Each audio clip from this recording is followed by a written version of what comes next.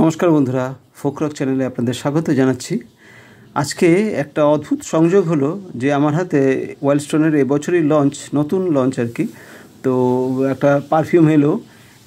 এটাকে আমি পারফিউম বলছি এই কারণে যে এটার সিয়াজ এবং পারফরমেন্স সত্যি আপনাদের মোহিত করবে। আমাকে তো খুব প্রভাবিত করেছে আর কি, ওই জন্যই আমি আপনাদের এই ভিডিওটা বানাচ্ছি।